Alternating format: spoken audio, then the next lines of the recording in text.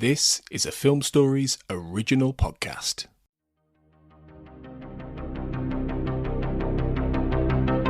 This is Writers on Film, the only podcast dedicated to books on cinema.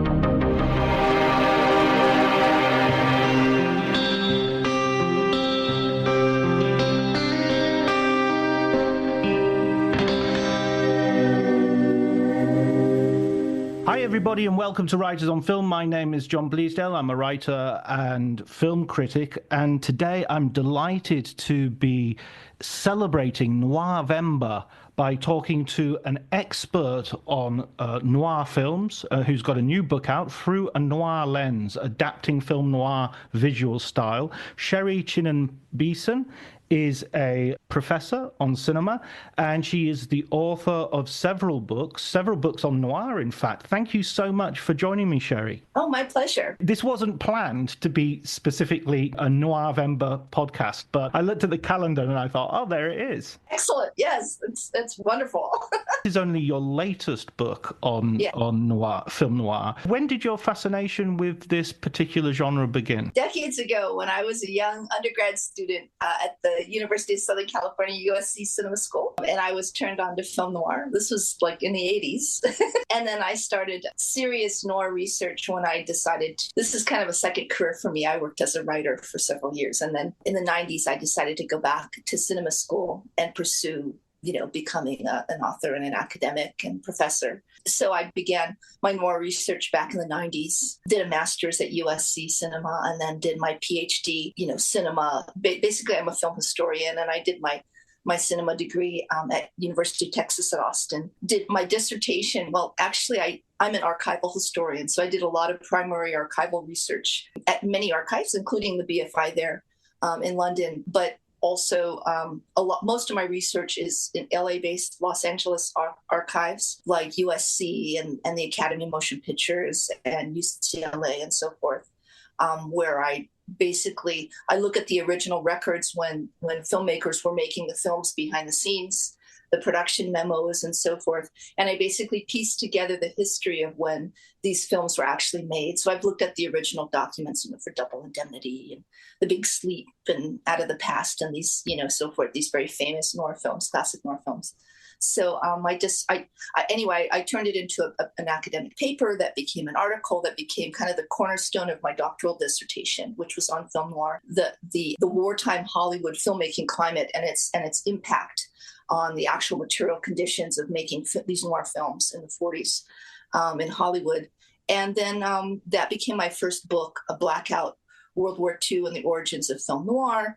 And my second book was called Music in the Shadows. It was on noir musical films, looking at sort of jazz noir and this sort of the musical, aspect of noir films. And then my third book was on film censorship. And then this is very much an extension of my noir research. This last book, my fourth book, this is Through a Noir Lens, Adapting Film Noir Visual Style. So it basically takes a look at noir films with a lot of primary archival evidentiary support, sort of constructing, the making of the films and the sort of institutional and cultural and, actual material filmmaking conditions, when they were making these films. And it basically takes a look at noir from the 40s, from the end of World War II through, the post-war era and the neo-noir and the post-classical Renaissance era and more contemporary decades, and then the shift to digital streaming in the Netflix sort of, digital streaming era. And so it goes all the way through the COVID-19 pandemic, looking at sort of the legacy and the influence of classic noir films on, not only the original 40s nitrate era films shot on the actual nitrate film stock, but all the sort of technical and industrial changes. It's basically a technical and industrial history of the legacy, and evolution of noir visual style. It's absolutely stunning book in terms of the breadth and scale of what you look at. And I found myself, I was really surprised that, you starting with, as you say, the 1940s, and then you're ending with things like Jessica Jones and you talk about HBO, Perry Mason, and it was just like some of those I'd never even considered in that same framework. So it was really interesting to have that sort of concept and to feel that the legacy of noir has been so influential. Yes, absolutely. And thank you so much for the kind words. I really appreciate it. I'm an absolute huge fan of noir. I've one of the, funnily enough, talking about the COVID years, I think I got. Noir was one of the first genres I really felt and claimed as my own as a cineast. That as a young cineast, as a kid. Wonderful. Yes. More than westerns were on TV and sci-fi it's good fun, but noir was the first film that I thought, this is a type of film. It's not just a type of story. Yeah, absolutely. Does that distinction make sense? Yes, absolutely. And in my research, both in my doctoral thesis and then also, in my noir scholarship from my first book, Blackout, and through this one, through a Noir lens, I actually look at the complexity and the nuances and the sort of how influential noir is as this sort of zeitgeist. I basically look at it as, of course, I'm looking at it as a visual style in this last book through a Noir lens, but in general, in broad strokes, I actually investigate how noir is this period style, this very influential period style that's very prolific, right? It influences so many things down the road, and it actually influences and transforms a variety, many different genres. So you can have noir westerns and noir musicals and noir sci-fi like Blade Runner, right? Royce's Dark City and so forth. So I actually look at it beyond, the sort of typical conception of thinking of noir just as like a single genre, because you can see all these different types of films, even in the classic era in the 1940s, right? You've got these sort of noir female gothic films, and you've got these, noir hardboiled detective films, and you've got films like Double Indemnity, that it's such a definitive, influential, important noir film, but it's not a classic sort of hardboiled detective, but it's very hardboiled, and you have, the Edward G. Robinson, Barton Keyes character in there, and he's functioning as an investigative sort of, he's a claims investigator, and so you have this sort of narrative detective framework. And it's also, you have films that are mysteries, and then something like Double Indemnity is not a murder, it's a murder film, but it's a crime film, but it's not a mystery film, right? They're revealing, the anti-hero, Walter Neff, revealing that he did it right up front, right? And so it's very, very interesting that you've got all these different types of films, including these jazz noir musical films like Blues in the Night, that are very, very interesting, even in the 40s. And then the influence, by the time you get into the 50s and they're shifting to different kinds of film, they're shifting to color, and in the neo-noir era, in the post-classical Hollywood. And of course, even the international films, right? Like Elevator to the Gallows and so forth, right? You've got these really interesting variations on noir and noir style and even the type of narratives, right, that we think of as film noir. So yeah, it's really fascinating. It's wonderful to talk to someone who's also passionate about noir. I was really struck in the book by some of the examples you used, which, like, for instance, you were talking about the female Gothic there, and you talk about Jane Eyre as being an example of that. Notorious, yes. And Notorious, yes, of course. And it's like, Jane Eyre, you sort of think, surely that's not a film noir. And then you think about it again, and it's like, well, actually, yeah, it's got Bertha Mason in the attic, and it's absolutely, even from a narrative point of view, it's plenty noir. Well, the visual style is so noir, and this book is very, heavily leaning into, analyzing the formal aesthetic, stylistic tropes and qualities of film noir, right? So something like that. I mean, during the war years, when films such as Jane Eyre and Double Indemnity were being filmed, you actually had, because of all the wartime sort of tensions and paranoia and the restrictive filmmaking climate during World War II, as I discuss in my first book, Blackout, and also in this book, you had these, you had actual blackouts in Hollywood and air raid drills and all these restrictions. You had rationing of lighting and electricity and set materials, and you couldn't film on certain locations. So there were a lot of actual material filmmaking conditions during World War II that contributed to this really dark, brooding, expressionistic look and feel and zeitgeist, if you will, of film noir. And you get it in Jane Eyre. Jane Eyre is so dark visually, and it's all shot on these enclosed 20th Century Fox sound stages. It's these nighttime, these beautiful, gorgeous nighttime sets with all this dark blackened shadows and this, you've got these fog machines with this, swirling, dense, banks of fog and so forth, and the brooding dark Gothic mansion, right? And Wells is just so fabulous, right, as the Noir anti-hero, moody and tormented and very dark, right? And you've got all these really very, provocative, disturbing gender polemics going on, right? With the crazy wife, entrapped in the bowels of the castle, right? It's like it's got all these dark things in it, and it's very, very interesting how the gender distress that you see in these Gothics, right? And like you have, I'm talking narratively at the moment, in the same way that you have narratively the sort of femme fatale and the hard-boiled, tormented anti-hero, sometimes a detective, right, and sort of more hard-boiled noir films with maybe a dangerous, lethal, sexualized femme fatale. Or maybe a sideline good girl redeemer too. Maybe you have that, right? But in the same sort of sense, some of these things are sort of that binary is kind of reversed, but also related in something like the noir female Gothic films of Wells and Hitchcock and so forth, because you've got the homme fatale instead of a femme fatale. You've got the older, mysterious, potentially deadly or dangerous lover or husband.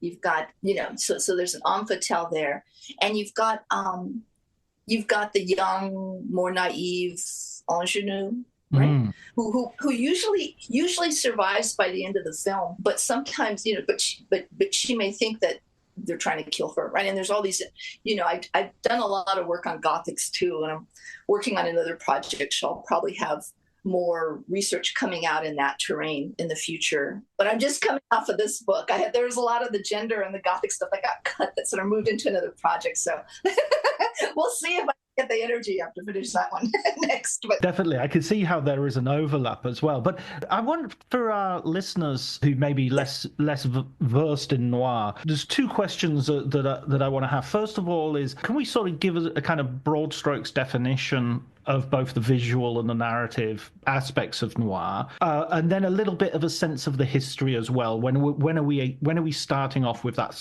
first classic period? Noir is a very interesting concept, right? It's the term film noir was coined in 1946 by French critics. But noir really began to proliferate in the 40s during the war years, during the early to mid-40s in Hollywood. You had the influence of many expressionistic European emigres who had fled fascism in Europe and so forth and were in Hollywood. And noir really, you have the influence of, the earlier, the European German expressionism, expressionistic horror films and so forth, early crime, gangster films and so forth, right? Like the early 30s gangster cycle and so forth. But noir really coalesces and comes together. Early sort of prelude noir films, by 1940, 41. But, and then in this early 40s during the war years, noir really coalesces, and you really see really definitive, very black and shadowy expressionistic noir style, say 44 to 46, but definitely in the 40s, noir bursts onto the scene in a big way. Noir is known for its dark, nighttime, often sort of urban settings, oftentimes.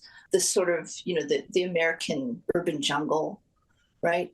These shadowy, blackened, rain-slick city streets, lots of glistening surfaces and shadows, deep shadows, very brooding, corrupt narratives, You have a variety of narratives of noir. People think about the hard-boiled detective, also the female gothic. People think about the tormented, sometimes psychologically unstable anti-hero in noir. And you have different types of gender that, comes out in noir, different types of women as well as with the anti-hero, right? You have, the strong, independent, sexual, devious, duplicitous, potentially, deadly femme fatale, seductress oftentimes. Scholars have looked at this as a projection of sort of male sexual fears and desires, right, projected on the big screen. You may also have, in terms of gender, the good girl or Good Friday, the sort of the redeemer character. That's not the toxic fatal attraction type of romance, but sort of more on the sidelines. And I'm fascinated by other films that have more complex sort of gender, constructs in the noir films, such as films like Gilda and Phantom Lady, where you've got these more complex, multifaceted women in them. They may come off as they may masquerade or pretend to be femme fatales when they're actually working girls, more androgynous or good girl redeemers, right? So you have these sort of more multifaceted images of women in the war years, and this coincides with the sort of war effort and strong, androgynous Rosie the Riveter women in American culture, in the Allied culture, working to fill in male roles, male jobs, as men were going off to fight in World War II. And even in Hollywood, like the culture in general, you had women gaining positions behind the scenes as well as in star roles more prominently during World War II, because there was a manpower shortage in Hollywood during the war.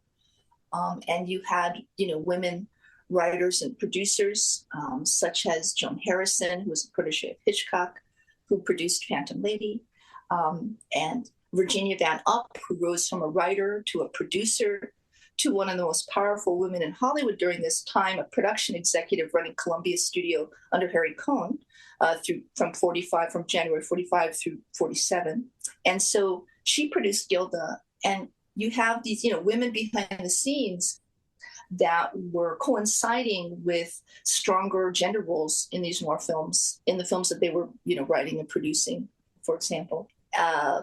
Famously Ida Lupito, who would move from becoming a star to, a director in the post-war years of noir films. So, yes, so very shadowy, dark, brooding milieu, environment, visual, terrain in these noir films. You probably have, they had the height of noir productions and the popularity of noir really, the classic cycle, really towards the end of World War, right? 44, 45, 46, and then into those early war years, 47, 48. And then things start to change with noir, but noir itself starts to change. You have more, I mentioned earlier that you had these very enclosed, dark, shadowy noir productions, responding to the wartime production restraints and the blackouts during World War II and the rationing of electricity and so forth.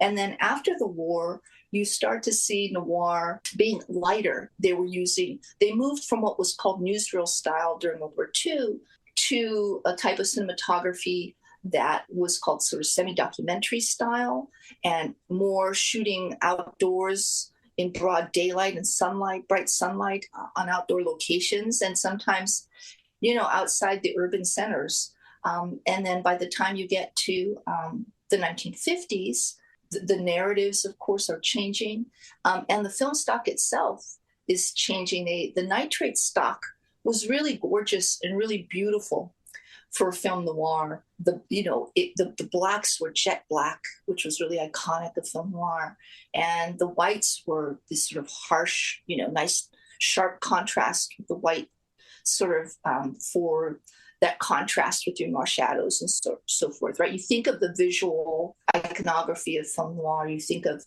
not just the fedoras and the hard-boiled anti-heroes, but you think of the Venetian blind shadows and the dark alleys and these, deep blackened pools of shadow and light. Rain-wet streets and, Exactly. cigarette smoke. Yes. Just beautiful. It's gorgeous. That's the kind of milieu, the visual style that I love. I'd never thought of this, but that was something, another sort of revelation from your book is thinking about film stock in terms of thinking about those aesthetic possibilities and that idea that, look, this nitrate is perfect for this aesthetic. And then some of the films that we think of as noir, classic noirs, I think you talk about Double Indemnity in this way, are actually using another film stock, and you talk about them as almost being like grey noirs. Oh yeah, well, Double Indemnity is not a grey noir. Double Indemnity was a great blackened sort of expressionistic noir film. See, that's really jet black. That was shot on nitrate. And I should also note, I mentioned that the term film noir was coined in 1946 overseas in France. Well, these began as wartime, very much wartime films. But of course, because of World War II, international distribution was interrupted between 1940 and 1946, right? In Paris, for example, right? So, they had, you had films in the UK, for example, but in Europe, in parts of Europe, right, where the conflict was ensuing, right, you had, suddenly in 1946, French critics were seeing these noir films produced in Hollywood between 1940 and 1946, and they were seeing them all at once in one fell swoop, right? Of course, Yeah, they're like, wow, look at this dark. This, film noir is literally black film or dark cinema, right? So they're like, wow, look at how dark these films are coming out of Hollywood. And I should also note that in my archival research, I was really surprised to find that this trend was recognized in Hollywood and in the American press and the trade discourse and so forth before 1946 in the U.S. And it wasn't called film noir, but they referred to this as the red meat crime cycle or red meat crime and romance cycle. So it was recognized as a sort of groundbreaking trend, and that Billy Wilder's Double Indemnity was really influential and sort of spurring this bandwagon mentality of studios producing noir films and sort of getting around the production code censorship at the time, adapting the hard-boiled fiction like James M. Cain and Raymond Chandler, right? And so, this was seen as this very vanguard, sort of cutting-edge trend of films. But these early noir films in the 40s, they were shot on nitrate. And then in 1950, actually, you think of famous, beautiful 1950 noir films. Of course, Sunset Boulevard is one of them, and that film was also Billy Wilder, right, directing it. But it's a little lighter than Double Indemnity, but it's one of the last major feature films shot on nitrate film stock. And after that, from 1951 onward, you have them shooting on acetate film stock. And the reason that they did that was, of course, because nitrate looked beautiful, was gorgeous for the look of noir. But of course, it was highly unstable and volatile, and it was very explosive and flammable. And it would, over time, it would sort of, disintegrate and turn to dust. And of course, it was so volatile that during World War II, they were rationing film stock, the nitrate film stock, to use it to make bombs because it was so explosive. So, for safety reasons, they switched to safety film from 1951 onward. But that changes the whole look of noir film style, in addition to the shooting in sunlight and outdoor locations. And a great example of that is, of course, Billy Wilder's Ace in the Hole, which is his last noir film. It was not successful at the box office. But this is a film that's shot in scorching, bright sunlight, in the more rural desert of New Mexico. It's a very, very bright noir film, although thematically it's very scathing and very cynical. But Ace in the Hole looks so different than Double Indemnity, or even Sunset Boulevard the year before, and that's shot on acetate film, out with these big reflectors in the sunshine and the desert. And they have some, they have some dark scenes in the cave, right? But it's, they're outdoors, and it kind of looks like film blanc or something. It's like the antithesis. Thank you.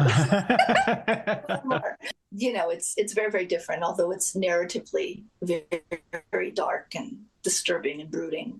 Yeah, it's one of the darkest films I've ever seen from that point of view. I mean, you mentioned in the book that everybody in this film is kind of rotten, even the sort of victim of the situation isn't without fault. It's truly a truly disturbing film and excellent. I think it's one of Billy Wilder's maybe lesser known films at the moment, and it really deserves to be right up there with his best films. Yes, it's fabulous, and including that amazing final shot, right, where self-destructive, corrupt anti-hero played by Kirk Douglas, he just falls right. They've got that camera really low. They've got that camera right on the floor, and then his character just falls, dead with his face right there at the camera at the end, and it's sort of, it's to the end of. I mean, it's really, almost a metaphoric sort of iconic image of the end of a certain era in Hollywood and the end of a certain classic noir style. The end of Billy Wilder's noir films, because the film was not successful and he shifted to making comedies and musicals and so forth. But yeah, I mean, Wilder is such an influential figure, and that is an amazing noir film. I also think of, I mean, you've got so many great directors working in this milieu, John Huston, Stanley Kubrick makes a couple of noir films, and even, I think you mentioned sort of Dr. Strangelove and Lolita are to some extent influenced by the noir sort of visual. Yeah, absolutely. Absolutely. Yeah. And there's The Killers, there's excuse me, not The Killers, The Killing, which is quite interesting. But yeah, and Hitchcock, Hitchcock is directing, this sort of female Gothic espionage noir hybrid with something like Notorious, right? He's also directing Spellbound, and those are fabulous films. And then of course, in the 50s, not only is Hollywood shifting to nitrate, but they're shifting to color. And even the color technology is changing from the gorgeous, three-strip Technicolor that they had, in the 30s and 40s and the early 50s to, Hollywood is trying to compete with television with these big widescreen color spectacles, right? And the color technology becomes more affordable for studios because Technicolor, opens up its technology so that other companies such as Eastman Kodak can make this sort of cheaper single strip, Eastman Color monopack film stock. It didn't look quite as good as three-strip Technicolor, but Technicolor also allowed studios to develop the film in the Technicolor, what they called the dye transfer imbibition, or IB, developing process, which sort of emulated the look, superior quality color of the three-strip Technicolor process derived from a single strip of film. So they could sort of emulate that in the developing process. And so you had what I call the color noir style shift from films like in the 40s, the gorgeous color noir style of The Red Shoes, with the Archers, Michael Powell and Emmerich Pressburger, that had stunning, gorgeous color noir visual style, very much influenced by the noir aesthetic in color, and shot in three-strip Technicolor, even on location in the Mediterranean, the south of France, and so forth.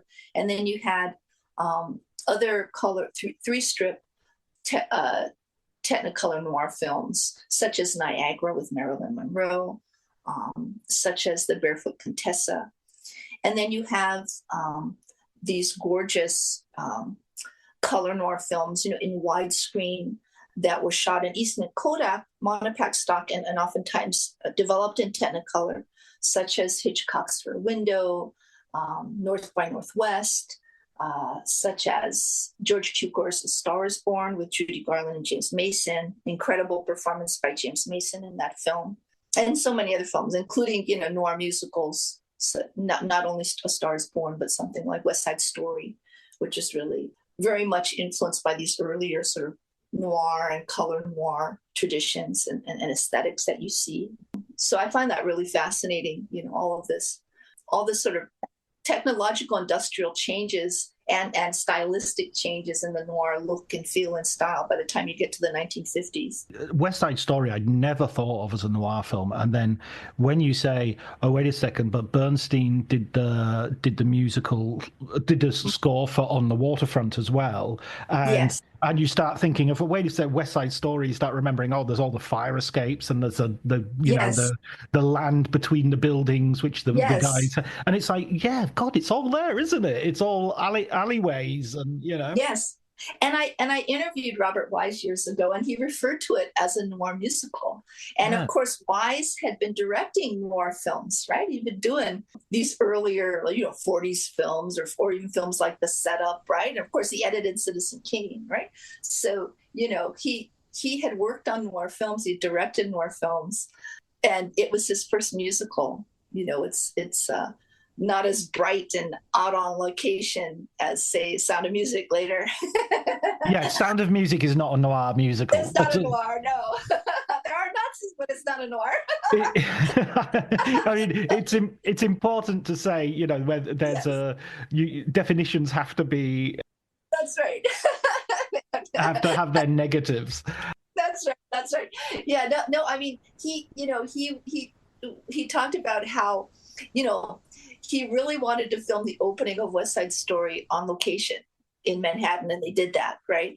But then he made the deal. He said, "Look, if you let me film the opening on location, then I can shoot the rest of the film in the studio, because most of it occurs at night." And he says, at night you see what you light, and that's very noir, right? And that's exactly when you think of the rumble under the freeway overpass, right? And the crisscrossing sort of entrapment of the young juvenile delinquents, like caged in fences, and all the shadows, and in color noir you have this aesthetic where using color, you emulate the look and style of film noir, not only with shadows, but with the hues, the different choice of the color palette that you use. So you might use, dark colors to emulate blacks, and sort of muted tones, maybe browns and grays or midnight blues, to sort of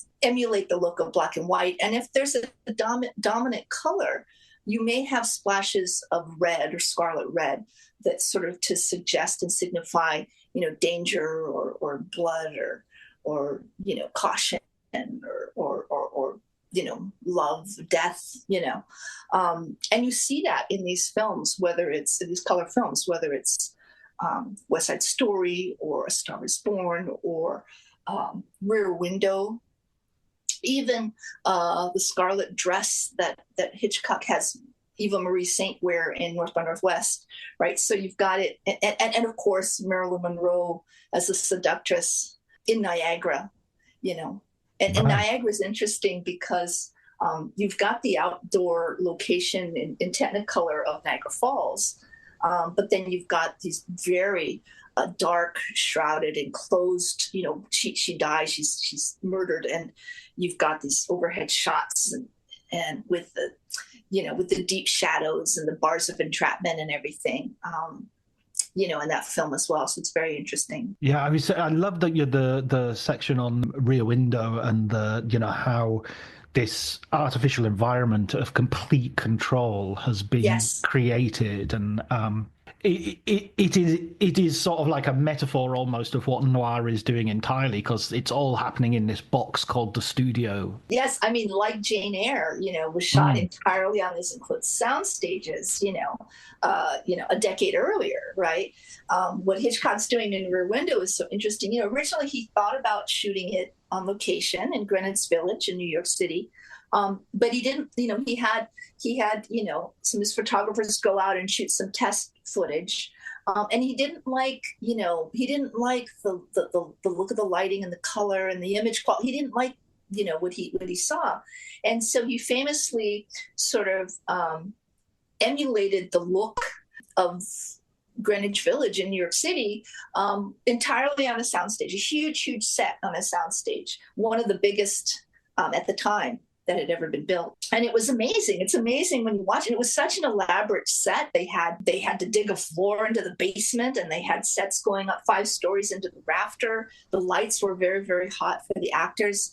They had individual apartments in the building, the set of a building, and each apartment was individually lit. So they had individual lighting setups and characters and inhabitants in each apartment. This sort of voyeuristic point of view from Jimmy Stewart's window as Jeffries, the photographer, and of course it was so elaborate that they had pre-lit the sets. So at the flip of a switch, you could make it nighttime or dawn or dusk or afternoon, based on the time of day, based on the sort of pre-lit lighting setups that they had.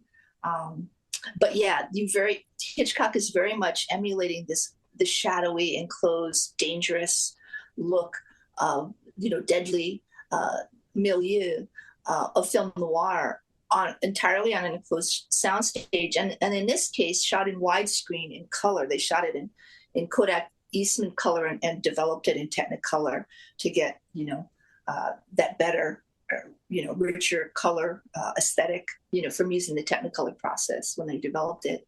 And you have this sort of, the murder takes place as Jimmy Stewart is dozing off in this rain, this dark, nighttime thunderstorm in the middle of the night, and you hear the very brief, piercing sort of brief shriek as the murder occurs, but it's off screen, and he's unaware of it, but the audience hears it. And the rain is pouring down, and you see the sort of neon light from the cafe across the street through the dark alley, the narrow alley, the apartment building. The rain's coming down, and then Raymond Burr as the murderer, right? He's Thorwald. He's going in and out with his knives and his suitcases, disposing of the body in the middle of the night, right in the rain. So it's very creepy and brooding and very, very film noir. I also love in that film that Grace Kelly. Hitchcock decided he wanted to showcase for Grace Kelly, and he wanted to add these strong women characters. And so Grace Kelly's character, Lisa Fremont, is just fabulous. She's gorgeous, and she's strong. She's independent. She's a career woman. Yeah. And of course, Thelma Ritter, it's not, you often have the kind of Hitchcock mama's boy, or as well as the Hitchcock blonde in his films. And there's not a mother in Rear Window, but she's this very maternal nurse that's coming in with Jimmy Stewart, and she's so hard-boiled and wisecracking and hilarious. I mean, Thelma Ritter's fabulous, right? In this film, so I just really love the gender polemics, that as well. Because they make up a team which sort of counterbalances the obvious sort of misogyny of the murderer, and even the sort of voyeurism where you're talking about Miss Torso in the other room. Yes. He's cutting up a torso, so yes, exactly. And Thelma Ritter is sort of vocalizing this very morbid, dark comedy, this commentary on the murder. Yeah, and it's so misogynistic, right? That this guy's knocking off his wife and disposing of her, right? And the voyeurism of his torso, and Grace Kelly's sort of knowing commentary as a society woman, right? As she's not interested, she's not in love with anything. it's just so the sort of provocative gender polemics are quite interesting, but I like that there's got a hard-boiled element and a lot of dark comedy in that film as well as the disturbing gender distress. You mentioned earlier about how studios were beginning to compete with television, producing widescreen spectacle as well as, but also as you go on, you talk in the book, the films make us start to be aware that actually some of their films are going to end up on television, these small, and so they're going to have to be medium shots, they're going to have to be well lit, because otherwise you just won't be able, which is hilarious, because it's similar to the sort of criticism Netflix sometimes gets, because it's like, I'm watching this on my iPad and I can't see what's going on, and we've gone backwards in a way. Is that a moment where that seems to be a moment where sort of noir dips out for a decade or two? Thank you for honing in on that. Early on, as early as the late 40s, as particularly after 1948, you see early television starting to become popular. After 1948, but especially 1950s. And as early as the late 40s, you already have cinematographers in Hollywood talking about, shooting Hollywood films, with televisual conventions in mind, with television in mind. And because television at this time was this, grainy, fuzzy, low resolution, low contrast, small screen, monochrome, black and white TV, although it was free in American homes, it wasn't, the image quality wasn't great. And they couldn't do most of the beautiful aspects of noir style that we think of as iconic noir style, whether it's beautiful, expressionistic, low-key lighting, high contrast cinematography, beautiful, elaborate montages, and so forth. A lot of these, the cinematographers would refer to them as sort of, art shots or whatever, right? This was iconic of the noir visual style. And as television became more popular, in the 1950s, Hollywood started adopting, particularly in the black and white films, mind you. The black and white noir films, you can think of them stylistically in terms of sort of film gris, sort of gray films, rather than film noir, black films, because they really do lighten up, and they really, the shooting is much less elaborate and much less shadowy and expressionistic. And it's not even on nitrate stock anymore, right? It's just the whole look and feel and style of noir changes in the 1950s. And from a certain point of view, it's almost stylistically, you can almost think of it as sort of the death of the original expressionistic, blackened film noir style that you see in the 40s, particularly in the war years, right? But noir adapts, and it adopts, newer conventions. And as the black and white 1950s noir films are sort of ebbing and declining, or the classic noir cycle eventually declines in the 1950s, particularly after all of these conventions undermine the original look and feel of the noir, the 40s, the black noir style that we see in the original cycle. Not only do you get that with the black and white films during this period, but at the same time, as Hollywood is moving to more color films and widescreen to compete with small screen black and white television at the time, Hollywood decided with the color film production to try to draw audiences back into theaters. So the use of widescreen, large frame, CinemaScope, Cinerama, right, Panavision, and so forth, these different types of widescreen technologies, the use of these huge color spectacular images, right? Stereophonic sound. There was even the use of 3D, smell-o-vision, these gimmicks that faded away later. And this was, and by the way, also very bold, provocative content that would have been censored on early television at the time.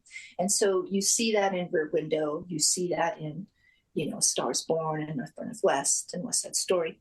You see, and even, before Hollywood shifts to widescreen, you see it in Technicolor noir films such as Niagara and The Barefoot Contessa, right? So you see, and of course, earlier in the 40s, the color noir, The Red Shoes. That was, by the way, I should mention, The Red Shoes, although it was a British film, was very, very influential in Hollywood.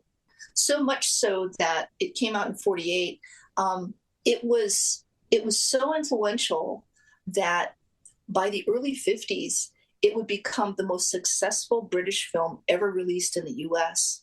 And it was incredibly influential in Hollywood in terms of, the color noir aesthetic, the incorporation of music. I talk about that film. I mentioned that film in this last book. I also discuss it extensively in my second book on sort of this noir musicals, right, and this color noir. So it's very, very interesting how noir is so influential. And you would think, oh, maybe it's going to die in the 50s, but no, it continues, in these different forms, adapted as color noir, widescreen.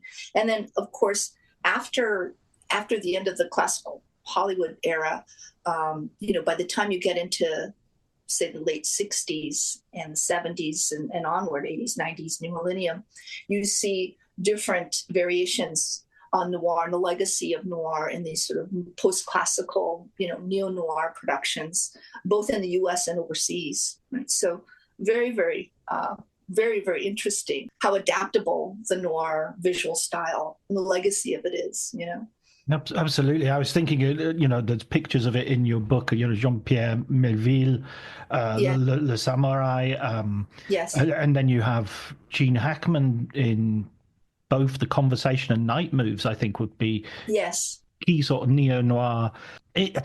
Coming up to the present day, and we've, even before the present day, you talk about one technical change, which I thought was really interesting as well, and with David Fincher with Seven, where there's a bleaching process that they start to use. I think it's an acronym beginning with E, if I remember correctly. Is that right? Well, you had it even, they would use it in the neo-noir period, right? Including film and other films. But you even had it earlier in films such as Sunset Boulevard, right? That they would have not only bleaching, but the sort of what they would call it latensification, sort of where they would expose the film to light, sort of in addition to the regular developing process. And of course, by the time you get to the neo-noir period, they were doing it initially filmically and then eventually digitally, right? You could manipulate the image. By the time you get to something like Alex Proyas's Dark City in 1998, right? And even in films that we don't think about in relation to noir, such as Spielberg's, Saving Private Ryan, right? You had by the 90s, you had this manipulation of the image, and there was this sort of this synergy, this combination of shooting on film with digitally manipulating the image. Right? And so the what you were thinking of with the acronym is the ENR process. And so you would get certain things that you could do digitally with these different processes, right? To manipulate, you could make a digital image look more filmic, right? You could darken the image, you could change the contrast, you could change the coloring of it by the time you get into the digital era.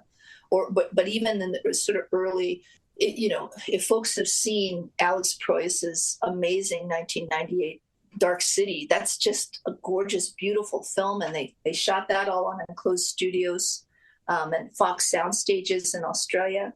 And it was very influential. And, they were shooting on film, but they were using, burgeoning digital technology to, tweak the image, right, and adjust what you were seeing. Originally, in the earlier form of latensification, where they were exposing the film, the shot footage to light, additional light. They were doing it in films such as Sunset Boulevard to provide light to see into the shadows. So they shot indoor interiors on soundstage, and then they would shoot exteriors on this mansion, on location. And so they were trying to shoot with as much what looked like natural lighting as possible. So say they were shooting with a lamp in interiors or something, and they would have additional lights, but they were trying to make it look as naturalistic as possible. And so sometimes if they wanted to see into the shadows, they would do something like that. And what was really interesting to me as by the time you got to the digital streaming era, you had cinematographers working on Netflix productions, be it Jessica Jones or Daredevil or Ozark, right?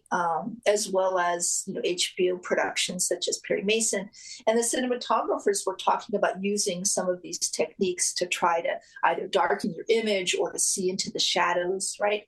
Or when you get to the streaming era and you have these long form noir serial productions, oftentimes you would see this trend where the early seasons, the first season might be really dark and blackened and very beautifully noir looking. And then the studio or somebody might say, oh, you know what, we want to have it lighter in the second season or later seasons. And so sometimes you would see the series lighten up as they would go on, right? And oftentimes it was really fascinating to me that the film critics loved noir style and sort of later neo-noir digital productions, but sometimes the TV critics, were sort of couldn't fathom why you had these dark, shadowy, cinematic style. And of course, in the neo-noir era, cinematographers such as the great Gordon Willis, who shot, Francis Ford Coppola's The Godfather and Godfather Part 2, was very influential. And he talks about, The Godfather Part 2 being the last film shot, with a Technicolor dye transfer imbibition IB process in the US because they closed the Technicolor lab.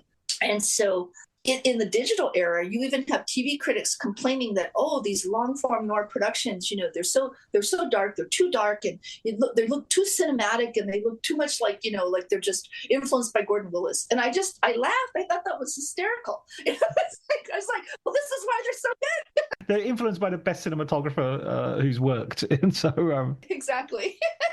That is nuts, but at the same time, it's kind of maybe the difference between sitting in a theater where you get your night vision, you get your you're away from all light pollution, rather than sort of immersive experience. Yes, exactly. Yeah. I wanted to ask a question about, and this is a technical question about a very specific film. So, by all means, it's and it's not one that's featured in your book. So. Oh well.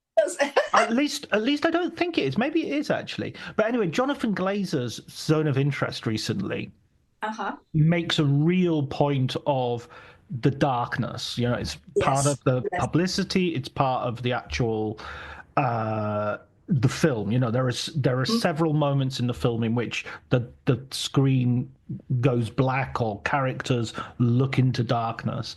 And I was rewatching it last night, and because I'd been reading your book, I was thinking about the technical process by which they could have done this. Because at certain points, the screen wasn't just black. Like I'm looking at a screen now, and it's got a black border, which is hypothetically black, but it's sort of a glowing greenish, whitish black. It's not really black. But when I was watching Zone of Interest last night, at certain points where the screen went black, it's like someone had turned the screen off. It was like there was no light emanating from the screen at all. Is that something that like a director might choose to do? Is just let's put some frames of black in there. Let's just almost be like you're turning the projector off. Yeah, I mean, you see it in other films as well. Yeah, absolutely. Right. The other thing that I think is really interesting is even in films that we don't typically think of as noir, or even maybe long form series that we don't typically think of as noir, you would have this technique of making things so dark. I mean, in terms of Netflix, digital streaming era noirs, I mean, Ozark is amazing in that way. Right. When you're Ozark, and they originally talk about using a certain camera, and then switching to a different camera. I think at one point they were using a Panasonic camera, and then they were changing to a Sony camera because in one season they wanted this really jet black darkness that was just as you described. It was pitch black. And then they wanted something a little lighter to see into the shadows, so they switched cameras and enabled them to do that. But in other series such as Game of Thrones, right, there was all this hubbub about how dark these episodes were, and it was the same kind of thing. But what I find really interesting is even in feature films that we don't typically think of as film noir, you have this beautiful noir aesthetic. I mean, such as Darkest Hour is amazing. with and it's this it's they actually shot that digitally. It was shot on a digital camera using techniques to make it look more filmic, and it looks beautifully cinematic, but it's beautifully noir with that shimmering contrast and the sort of emphasizing the sort of color variation on black and white, emulating the look of a black and white film and emulating the look of a black and white noir film, as you were describing, right, with the pitch black, right? And this was, done digitally. So it's amazing, the techniques and the capabilities, I mean, there are some things that are shot where you look at it and you're like, oh, it just looks so digital. It doesn't really look noir at all. Right. But you have other things that are shot entirely on digital that are intentionally emulating the look of the cinematic, brooding, shadowy, blackened, mise en scène, that look of film noir.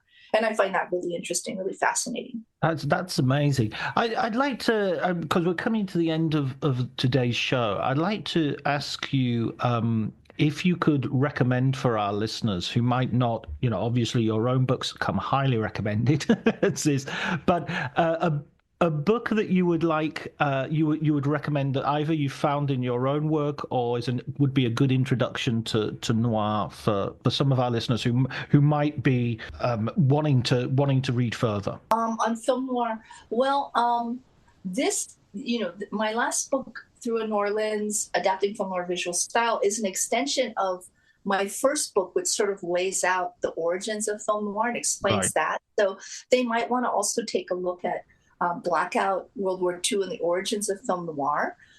If they're interested in reading about some of the original French discourse on film noir, you can actually find the very first book published on film noir was published in 1955, called Borden Chomatin's Panorama du Film Noir Americain, or Panorama of American Film Noir. And this has been translated into English, and as well as the original French edition. And so that's quite an interesting book. It's a bit more psychoanalytic than some of these books. And there's all kinds of books on film noir that folks could find quite interesting, including, well, there's even more intro books that may not even be on film noir, but are very interesting on American cinema that also talk about some of the early instances of noir. And these are sort of, historic books that have also been used as textbooks, such as the late great Robert Sklar's Movie Made America. And his work was very influential on mine when I was starting out in talking about the war, because, for years, scholars thought about film noir as this post-war trend, and I was really fascinated by what was going on before the term film noir was coined in 1946. And so, Sklar was examining, cultural, institutional history of American films, of Hollywood, and looking at these wartime noir films and how, influential they were, and how, the impact of the war on that. There are also great intro books that have been used as textbooks. Thomas Schatz's work, who I worked with in my doctoral research, he was very influential to me, my work.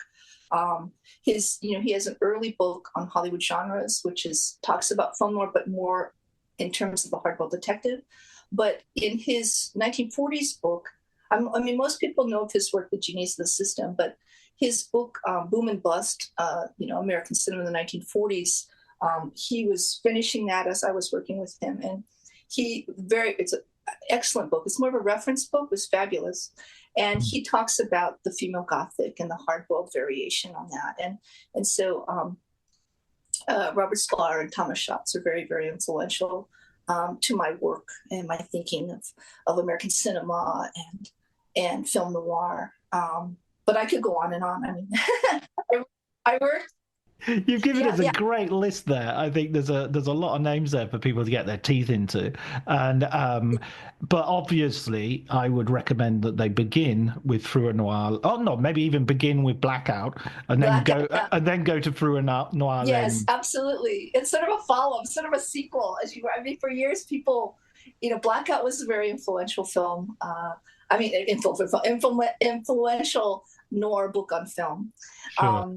and sort of changed. I was surprised by the research that I uncovered in the archives, and I was surprised to see the extent to which the war was influential on film noir. And for years, people were saying, "Oh, why don't you write a sequel to Blackout?" And I was so burned out; it just took a long time to get around to it.